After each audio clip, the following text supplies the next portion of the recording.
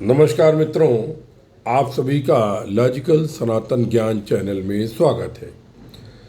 इस चैनल में हम लॉजिक के माध्यम से और विज्ञान के माध्यम से सनातन के रहस्यों को जानने का, जिज्ञासाओं को शांत करने का प्रयास करते हैं और आप लोगों के सहयोग से काफ़ी अच्छे प्रश्न भी प्राप्त होते हैं।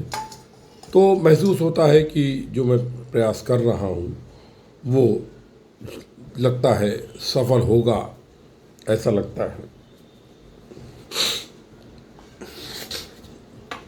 घर में काम चल रहा है, चारों तरफ धूल ही धूल है, इसलिए इच्छिक होती है। खैर चलिए, आज का प्रश्न मैं लेता हूँ। एक हमारे इंजीनियरिंग कॉलेज के मित्र ने फ़ोन किया, हमारे बैचमेट हैं। उन्होंने कहा, विपुल यार, नशे के बारे में कुछ बताओ। क्योंकि हम HBTI में पढ़ते थे, तो 1982 में जब बीटेक पास आउट किया था, उसके पहले हॉस्टल में रहते थे, वेस्ट कैंपस हॉस्टल में रहते थे, वहाँ पर आज़ाद नगर में। तो दो बातें मैं कहना चाहता हूँ कि हॉस्टल की लाइफ मनुष्य के जीवन के विकास में बहुत आवश्यक होती है, क्योंकि हॉस्टल में औरों के साथ रहना, शेयर करना आ जाता है। और दूसरी बात, ये हॉस्टल में सब तरह की ट्रेनिंग भी होती है। तो वहाँ पर हॉस्टल लाइफ में मैंने भी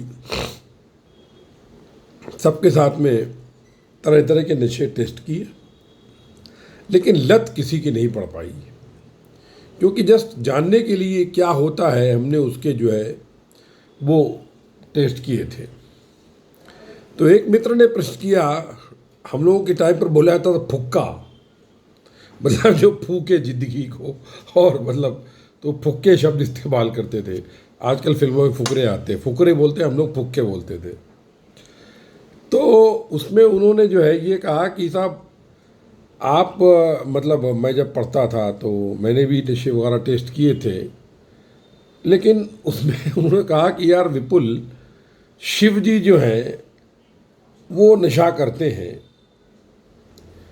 इसके बारे में तुम्हारी क्या राय है। तो मैं उसका क्लिप बना करके उत्तर देने का प्रयास करता हूँ। सबसे पहली बात तो आप ये समझिए, शिव जी नशा नहीं करते हैं। नशा बिल्कुल भी नहीं करते हैं शिव जी, क्योंकि नशा जो होता है उसमें हालांकि शिव के ऊपर धतूरा चढ़ाया जाता है, इज़्ज़त चढ़ाया जाता है। धतूरा एक बहुत अच्छी आयुर्वेदिक मेडिसिन भी होती, दवा भी होती है। और इस तरह की चीज़ या गांजा कभी कभी साधु संत पीते हैं, वास्तव में वे भटके हुए हैं, मैं नहीं मानता। क्योंकि होता क्या है, देखिए, नशा जो होता है ये एक तरीके से आप कह लीजिए तो एक आंतरिक होता है, एक वाहिक होता है। वाहिक नशा आपके शरीर पर, इस जगत में जो शरीर है उस पर प्रभाव डालता है।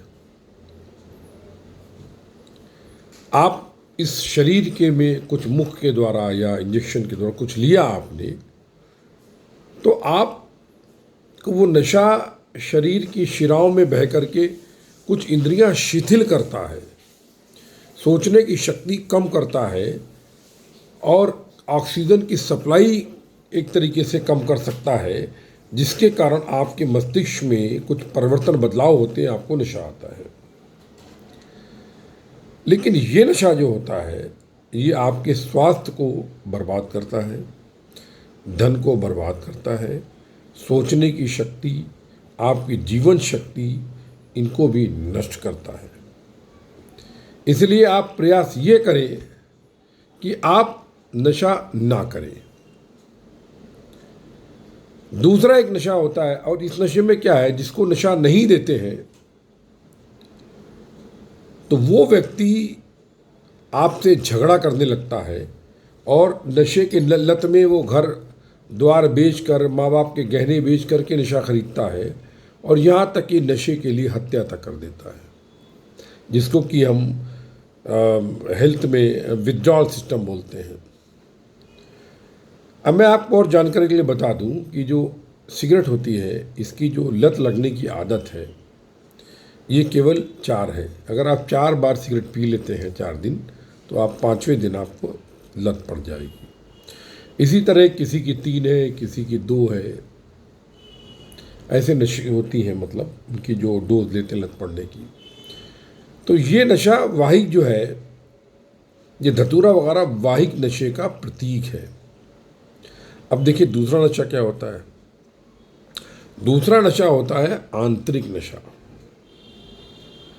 ये बात मैं आपको अपने अनुभव से बोल रहा हूँ, शायद आपको किताब में ना मिले या कोई क्लिप में कोई ना समझाए, लेकिन श्यामाचरण लहड़ी महाराज की किताब में एक जिक्र आता है कि श्यामाचरण लहड़ी महाराज के पास में एक ध्यान वाले आते थे, तो वो अपने को बहुत स्मार्ट समझते थे, बहुत हाई लेवल पर हैं। तो श्यामाचरण लहड़ी महाराज के पास पोस्टमैन आया चिट्ठी देने के लिए। तो लहड़ी महाराज ने कहा कि क्या भैया तुमको और कुछ चाहिए क्या? तो पोस्टमैन बोला, महाराज जी इतना नशा ही हमारा नहीं संभल पा रहा है, अब और नहीं चाहिए। तो वो जो सज्जन जो ध्यान की नाटक किया करते थे, अपने को विद्वान समझते थे, वो शांत हो गए। इस नशे को मैं रामरस कहता हूँ। अब पता नहीं इसको क्या कहते हैं, लेकिन मेरे मन में आया तो मैं इसको रामरस कहता हूँ। होता क्या है कि आप जब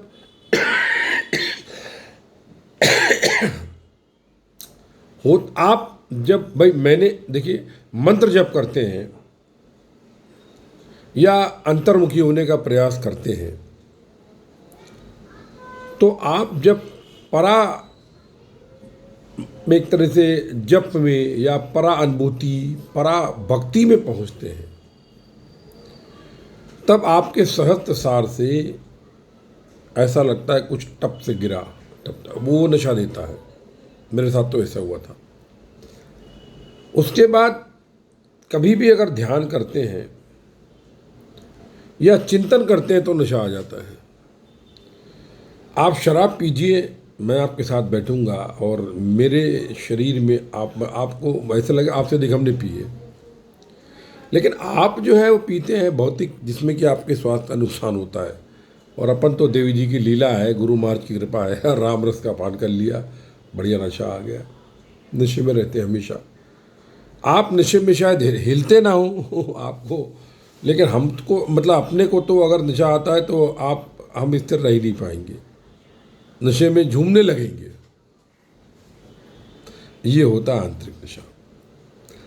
तो वहाँ पर नशा रख करके धतूरा से के साथ में जो शिव को पूजा की जाती है, वो तात्पर्य ये है कि शिव की भक्ति करोगे तो तुमको नशा आएगा। ये प्रतीक के रूप में बताया गया है। शिव जी भंगेड़ी नहीं है, गंजेड़ी नहीं है। ये तो लोगों ने अपने पीने के लिए लोगों का जबरदस्ती एक शिव जी को बदनाम, मतलब क्या बोले, अपने को भाई सर्वस्व ब्रह्म सर्वत्र ब्रह्म, हम भी ब्रह्म आप भी ब्रह्म। तो ये समझाने के लिए एक तरह से अपनी वो दिखाने के लिए कि हम जो खाते हैं आपको देते हैं। शिव जी को कुछ लोगों गांजा भांग चढ़ाना चालू किया होगा और वो चालू हो गया, परंपरा बन गई।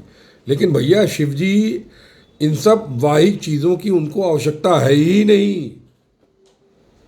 केवल अपना हृदय उनको दे दो, उनको समर्पित हो जाओ, अपना भाव उनको दे दो, अपने कर्म समर्पित कर दो, शिव तुम्हारे साथ है। और वो जो नशा धतूरे में उसी तरीके नशा तुमको देने लगेंगे वो। ये होता है, ये नशा है। अब अगर आप दुनिया में देखें तो बहुत से लोग ऐसे आपको मिल जाएंगे कि जिनको रेस का नशा है, शेयर मार्केट का नशा है, कार रेस का नशा है, वाटर स्कीइंग का नशा है, वो यहाँ तक कि ऊपर से जंप मारने का नशा है। अब वो एक नशेड़ी है जिसने 3500 फीट ऊपर से छलांग मारी थी नीचे कोर्ट के, वो भी नशा ही है। मतलब इस लेवल तक जुनून उसे, वहाँ पर हम उसे नशा मतलब जुनून का शेप ले लेता है कि वो अपने जीवन को भी खतरे में लगा देते हैं। स्टंट करते हैं लोग, ये भी नशा एक तरीके कर देंगे अगर देखा जाए तो, उसके बिना रह नहीं पाते। लेकिन ये जो वाहिक नशा आप लेते हैं अपने को, शरीर को शिथिल करने के लिए, वो मेरी समझ में नहीं आता है। और लेकिन ये बात मैं निश्चित रूप से दावा करके कहता हूं कि शिव जी नशा नहीं करते हैं। तुम चढ़ाते हो, ठीक है, चढ़ाओ, परंपरा चली आ रही है। शिवरात्रि में धतूरा भांग जो जी में आए चढ़ाओ, लेकिन वो स्वीकार नहीं होता है, नहीं स्वीकार होगा, बिना भाव के स्वीकार नहीं होता है। तुम उनको पुष्प मत चढ़ाओ। तुम ये सोचो, तुमने एक डाली से पुष्प तोड़ा, एक पेड़ों में भी जीव होता है, उसको तुम फूल चढ़ा रहे हो। हमारी कुछ औकात है हम ईश्वर को दे सके? हमारे पास कुछ नहीं है देने के लिए, क्योंकि सब उसी का है। तेरा तुझको अर्पण क्या लागे मेरा, मेरा कुछ है ही नहीं। ये शरीर भी उसी का है, ये भाव भी उसी के हैं, ये रूप उसी का, रंग उसी का, जगत उसी का। तो जब मेरा कुछ है ही नहीं, तो प्रभु तुझे मैं क्या दे सकता हूँ? मेरी औकात नहीं कि मैं तुझे कुछ अर्पित कर सकूं, क्योंकि जीवन भी तेरा है। मैं तुझे जीवन भी क्या दूंगा? मैं इस भाव तक पहुंचिए आप, फिर देखिए आपको कैसा अंतर्दिशा मिलता है। कलयुग में केवल मनुष्य यदि ईश प्रणिधान और समर्पण, ये दो चीजें कर ले, बेड़ा पार है। अगले अंक में बताने का प्रयास करूंगा कि कलयुग से अधिक उपयुक्त कोई भी युग नहीं है ईश्वर प्राप्ति के लिए। यदि तुम कलयुग में ईश्वर प्राप्त नहीं कर सके, मतलब ईश्वर प्राप्त क्या, वो तो प्राप्ति है हमको, मतलब जान सके, तो भूल जाओ, सतयुग में कुछ नहीं कर पाओगे, नहीं कर पाओगे। द्वापर में, त्रेता में राम को कितने लोग भगवान मानते थे, लेकिन कृष्ण को तो मानते ही नहीं थे। द्वापर में कृष्ण को मानने वाले 5-7 लोग थे जो कहते थे योगी, जबकि वो साक्षात 16 कला के अवतार थे। और जिन्होंने ये डायलॉग मारा कि इस जगत में कुछ भी ऐसा नहीं जो मैं नहीं कर सकता हूँ। राम ने ऐसा नहीं कहा, क्योंकि वो 14 कला के, वो मर्यादा पुरुषोत्तम थे। कृष्ण तो अवतार थे, लीलाधारी थे, सारी लीलाएं कृष्ण करते, लेकिन उसको लोग नहीं जानते थे। तो तुम कैसे? तो वही मैं बताना चाहता हूं कि कलयुग से उपयुक्त कुछ भी नहीं है मित्र।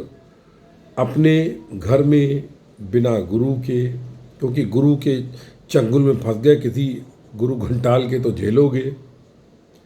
अपने घर पर सचल मन वैज्ञानिक ध्यान विधि के द्वारा, जिसमें ना कोई दान है, ना कोई दक्षिणा है, ना कोई गुरु है, अपने इष्ट मंत्र का जप आरंभ करो।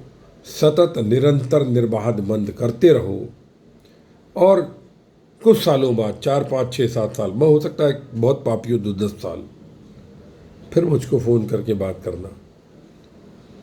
मेरा दावा है करके देखो,